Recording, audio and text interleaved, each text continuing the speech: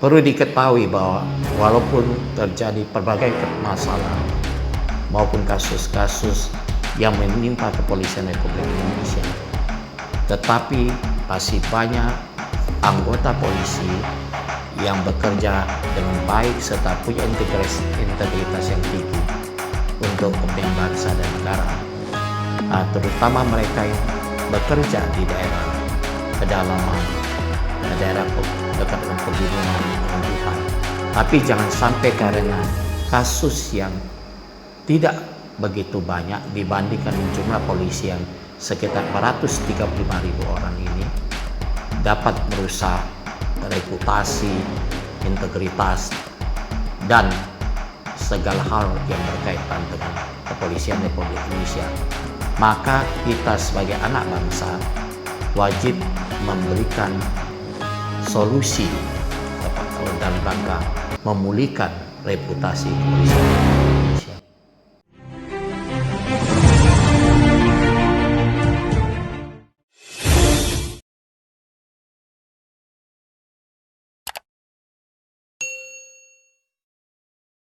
Halo teman-teman semua, selamat datang di channel Cara Gue. Kita kembali lagi bersama narasumber yang beken, seorang pakar dan praktisi hukum Indonesia, Pak Jaya. Selamat malam, Mister. Apa kabar semuanya? Siap, Mister, sehat.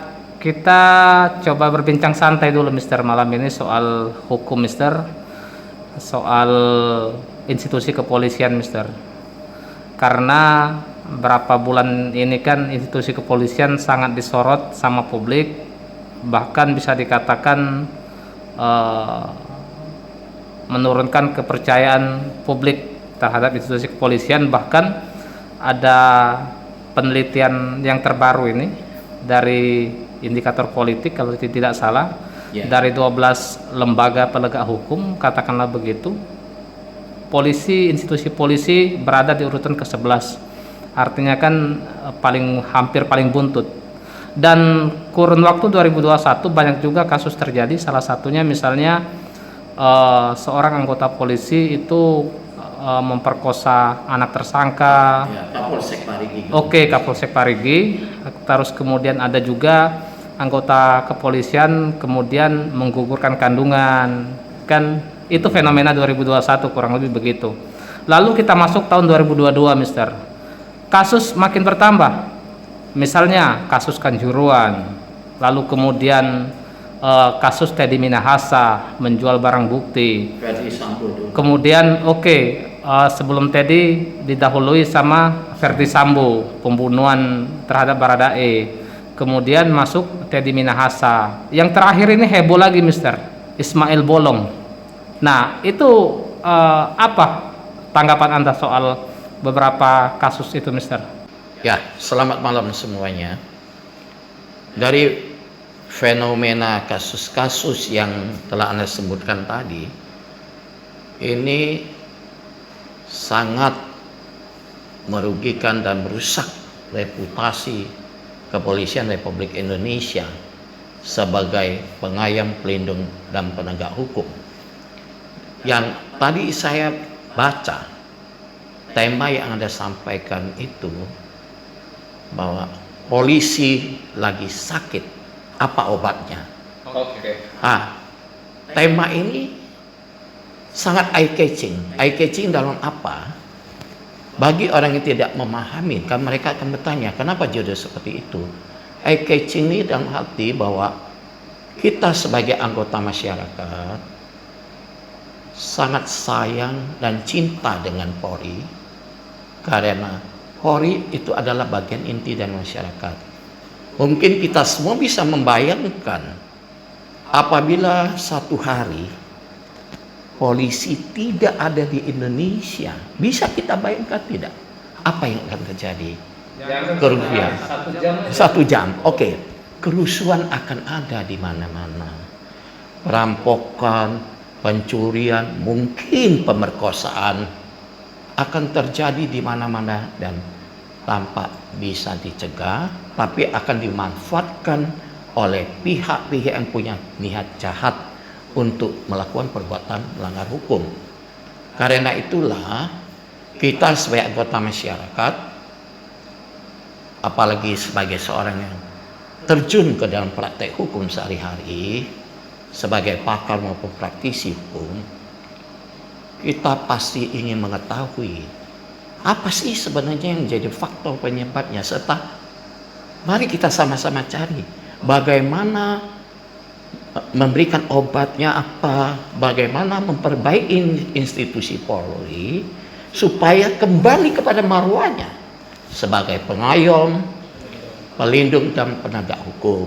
Dan ini lembaga yang sangat penting karena semua penyakit yang ada di masyarakat juga menimpa polisi. Misalnya di masyarakat ada terjadi pembunuhan, di kepolisi, anggota polisi juga ada yang melakukan pembunuhan. Contoh saja kasus yang sangat tenar, Ferry Sambo, CS, dituduh melakukan pembunuhan berencana. Malah kasus yang tidak kalah fenomenalnya, seorang Kapolda, bayangkanlah saja, seorang Kapolda terlibat dalam jual beli barang bukti narkoba berupa sabu. Ya. Kemudian juga soal yang luar biasa lagi, seorang kabar eskrim diduga menerima setoran dari tambang ilegal atau illegal mining. Oke, dari beberapa peristiwa atau fenomena tersebut, menurut Anda, apa solusi yang bisa diberikan? Sebelum kita sampai ke solusi, mungkin kita lebih baik sampaikan terlebih dahulu. Kita menguak terlebih dahulu. Apa sebenarnya faktor-faktor sih yang menyebabkan mereka terlibat dalam perbuatan tercela atau tindak pidana yang luar biasa tersebut. Faktor-faktor penyebabnya saya sampaikan secara umum, sebagaimana juga menjadi faktor penyebab mengapa aparat-aparat lain maupun anggota masyarakat melakukan satu perbuatan tercela ataupun tindak pidana yang merugikan masyarakat itu sendiri. Yang pertama bisa saya lihat yang kita harus kembali kepada bahwa seseorang melakukan satu perbuatan tindak pidana menjadi kriminal itu pasti yang pertama itu karena dia tidak takut kepada Tuhan serta ajaran agama dan kepercayaannya. Nah, kalau orang takut kepada Tuhan dan ajaran agama dan kepercayaannya, mungkin dia akan berpikir lebih jauh. Dia akan karena sayangnya kepada Yang Maha Kuasa untuk melakukan tindak pidana. Yang kedua itu berkaitan dengan perilaku. Orang yang punya mensre atau niat jahat melakukan tindak pidana itu, dia itu biasanya akan melakukan segala cara, menghalalkan segala cara untuk mendapatkan apa yang dia inginkan. Nah, ini juga berkaitan dengan sikap gaya hidupnya yang hedon, yang ingin hidup mewah. Dia lihat tetangga punya mobil bagus, punya rumah bagus, tapi kemampuannya terbatas. Ya, terus kalau anggota masyarakat kan karena untuk memenuhi keinginan biasa. Tetapi kalau dia aparat penegak hukum, dia cenderung untuk komersialisasi jabatan, ya, atau menyalahgunakan kewenangannya. Dia jual kewenangannya tersebut. Dari kewenangannya tersebut, dia mendapatkan uang, mendapatkan untuk beli mobil mewah, rumah mewah. Ya, yang lain tidak kalah pentingnya adalah tidak adanya suri tauladan atau sikap tegas dari pimpinannya. Kenapa saya bisa nyatakan demikian? Sebenarnya kalau seorang pemimpin itu tegas, berwibawa, ya, dan menjalankan fungsi kontrol yang baik, anak buah tuh mau melakukan kejahatan, perbuatan tercela lainnya, itu dia akan pikir lagi. Saya teringat akan mantan Kapolri Jenderal Purnawirawan Sutanto masa kabinet Presiden Susilo Bambang Yudhoyono. Waktu di beliau menjadi Kapolri, itu tuh bandar judi itu kocak-kacir semua. Bandar judi lain menghentikan praktek perjudiannya. Yang kedua, waktu itu hari pertama dia bertugas, saya kebetulan ada di Mabes Polri. Itu pintu Mabes Polri depan belakang ditutup. Saya tanya kepada teman saya seorang kolonel, sekarang kan disebut Kombes, komisaris besar. Ada apa ini? Oh, Bapak Kapolri hari pertama. Ternyata apa yang dia lakukan? Dia ingin memberikan efek preventif, efek kontrol, dan efek jerah. Dia melakukan tes urin terhadap kemungkinan penggunaan narkoba dalam jenis apapun. Malah kemungkinan juga tes darah dari seluruh anggota Mabes Polri. Ya, karena masa itu saya tahu peredaran narkoba luar biasa. Sabu, putau, apalagi ekstasi. Nah, itu contohnya lah. Setelah itu judi gelap ya, togel itu hampir tidak ada. Pemakaian narkoba, backing narkoba kan polisi itu tidak terdiskus lagi setelah itu. Nah, inilah yang dapat saya katakan. Nah, kemudian faktor lain khusus untuk kepemimpinan Polri, sebenarnya seleksi rekrutmen karir dari pimpinan Polri itu, kita katakanlah mulai dari tingkatan Kapolsek, Kapolres, Kapolda, sampai Kapolri itu harus transparan dan akuntabel. Bahwa mereka itu menjadi Kapolsek, Kapolres, Kapolda, Kapolri karena dia punya kompetensi, punya kemampuan. Berarti basisnya adalah merit system. Bukan karena adanya titipan, ya, karena kedekatan dengan pejabat tinggi, misalnya eksekutif, legislatif, yudikatif. Budaya ini harus benar-benar dihilangkan, budaya ini. Oke, itu beberapa faktor penyebab, berarti kan yang paling saya garis bawahi soal tidak takut sama Tuhan tadi. Kalau faktor penyebab sudah ada, berarti harus dicarikan solusi. Kira-kira menurut Anda apa solusi yang paling tepat untuk mengatasi fenomena itu semua agar institusi kepolisian ke depan ini pulih kembali di mata masyarakat? Bagaimana? Ya, yang pertama itu faktor penyebab sebagian juga bisa menjadi solusi. Kita harus pada waktu rekrutmen pimpinan kepolisian dari tahapan paling rendah sampai paling tinggi harus basisnya murni merit system. Merit system itu nanti memang orang itu kompeten, punya kompetensi, track record dia selama karir dari awal sampai jabatan terakhir, dia tidak ada catatan hitam, kita katakan ya, tidak pernah melakukan perbuatan tercela, dan dia punya integritas, punya kewibawaan, dia cinta kepada Tuhan, cinta kepada tanah air, dia nasionalis patriotis. Dan kedua, pada saat harus ditutup rapat, saat mulai dari pendidikan, bahwa itu secabang maupun di akpol, tidak boleh ada titipan, tidak boleh penyuapan. Termasuk pada saat ingin memperoleh jabatan Kapolsek, Kapolres, Kapolda, Kapolri, itu tidak boleh karena titipan, unsur suap menyuap, karena kedekatan saja dipilih. Ini kasihan. Pimpinan nasional kita, kayak presiden, ketua DPR, pejabat tinggi terkait itu harus menyadari, dia memilih seorang pemimpin Polri itu benar murni berdasarkan kompetensi, kapabilitas, track record, integritasnya. Jangan karena dia orang dekat saya atau ya saya cuma percaya sama dia.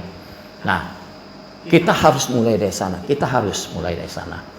Kedua, saya pikir perlu dipikirkan juga agar Inspektorat Pengawasan Umum (Itwasum) itu dijadikan satu lembaga yang mandiri, dalam arti dia bertanggung jawab kepada Presiden, bukan kepada Kapolri, seperti badan BNPT ya maupun BNN, dan dia punya kewenangan kalau ada orang diduga ada pejabat polisi, anggota Polri diduga terlibat dalam satu perbuatan pidana, ya, dia bisa langsung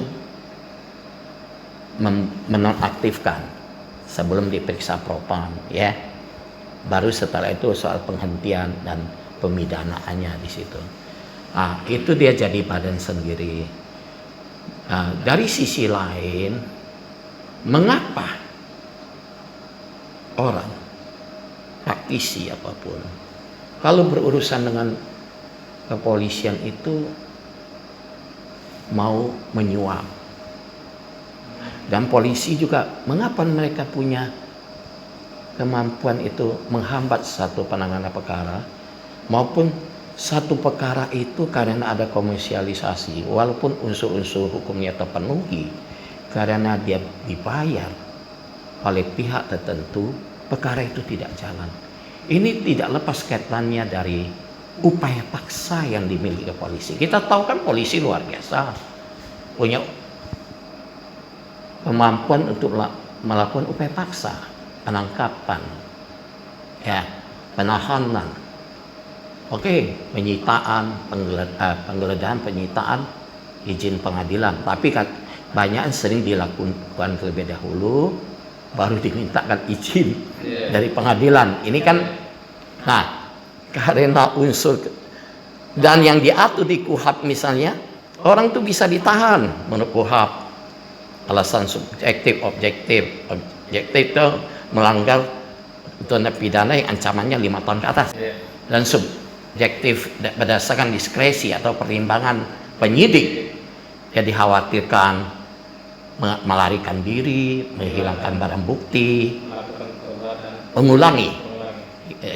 Misal kita kaji melarikan diri, misalnya orangnya sudah dibawa ke kekuasaan polisi, ditahan atau apa, ya. Kedua, menghilangkan barang bukti sudah disita.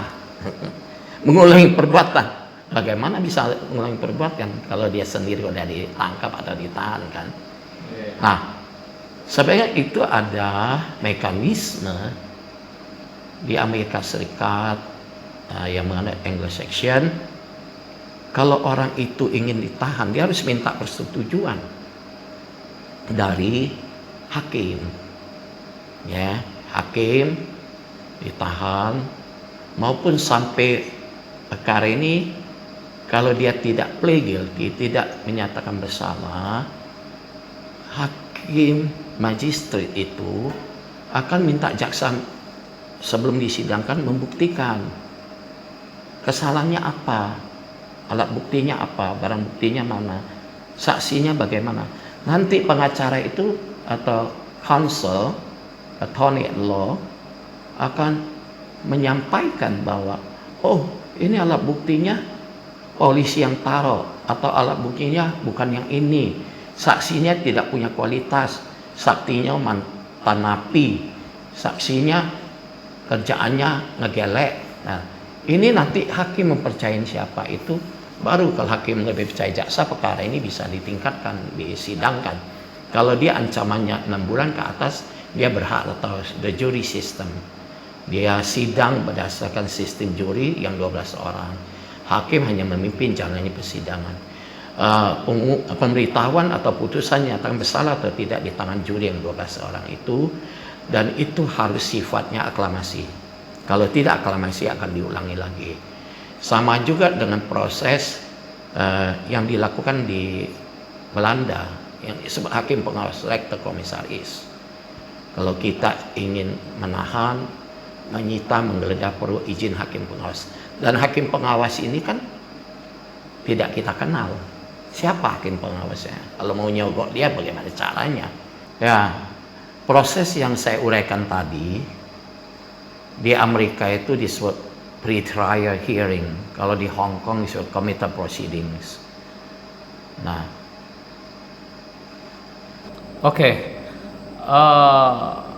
Kita diskusi dan bahas soal ini, Mister. Soal kasus Verdi Sambo. Boleh, kita masuk ke sana. Masuk ke sana. Dibahas Karena saya baca soal pendapat Prof Gayus itu, yang pada intinya beliau menyatakan kalau tidak ada Baradae maka tidak akan terjadi pembunuhan. Nah, itu bagaimana respon Anda soal itu sebagai pakar dan praktisi hukum? Yang di satu sisi saya bisa memahami pendapat dari Prof Gayus, tapi saya punya pendapat yang lebih luas dari itu. Yang pertama adalah bahwa kalau kita lihat rekonstruksi yang pernah terjadi dan proses persidangan, sebenarnya Baradae waktu dia diperintah untuk menembak yang notabene rekannya sendiri Almarhum Joshua Huta Barat, dia bisa meniru tindakan yang diambil Ricky Rijal, yaitu menolak satu. Kedua, dia punya kesempatan pada saat dia mengambil senjata di mobil, ya, dia melarikan diri atau apapun caranya itu melaporkan kepada atasan Ferdy Sambo maupun Kapolda atau Mabes Polri. Yang ketiga, ada hal yang selalu disampaikan bahwa sebelum dia melakukan penembakan sesuai perintah Ferdy Sambo, dia berdoa terlebih dahulu. Lazimnya kalau orang berdoa minta petunjuk yang Maha Kuasa, apabila disuruh melakukan sesuatu perbuatan yang luar biasa, keji, biadab dan tragis, seharusnya dia membatalkan perbuatan itu. Dia harus punya keberanian menolak perintah. Karena apa? Kalau saya lihat bahwa dia waktu dia diperintahkan tidak dibawa todongan senjata misalnya di kepalanya, misalkan dikatakan kamu tembak si Joshua, kalau tidak kepalamu saya tembak, dan pistol sudah menempel di kepalanya, ya. Selanjutnya bahwa dari keterangan dia di persidangan, dia menyatakan dia menembak 3-4 kali. Perintah Sambo yang kita ketahui yang diakukan, kau tembak Joshua, kau tembak Joshua. Dan kami tidak pernah mengetahui atau informasi kau tembak mati. Nembak kan bisa aja 1 kali, kek, ya. Tapi ini 3-4 kali, itu disebut istilahnya shoot to kill. Shoot to kill, kita memang punya niat untuk menembak orang sampai dia meninggal. Itu yang saya lihat. Karena itulah saya berpendapat bahwa, dan saran saya sebagai seorang pengamat, praktisi hukum maupun pakar hukum, agar majelis hakim selain mendengarkan pembelaan Baradae serta statusnya sebagai justice collaborator, majelis hakim seharusnya juga bisa memperhatikan aspek keadilan bagi korban maupun keluarga korban.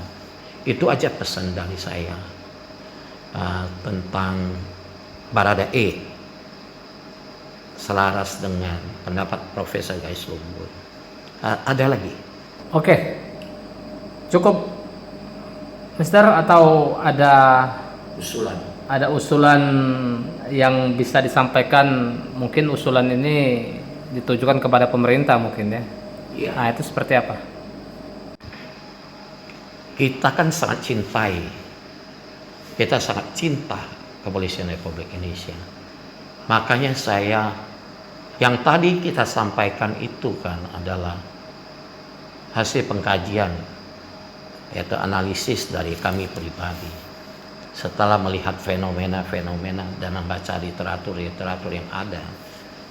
Tapi segala keputusan itu kan bergantung kepada yang berwenang, dalam ini pemerintah. Makanya kepada pemerintah kami mengusulkan, tolong dibentuklah satu task force atau gugus tugas terdiri dari panel ahli. Panel ahli itu bisa jadi kita katakan kita perlukan juga, yaitu pakar sumber daya manusia. Seterusnya itu psikolog yang ternama.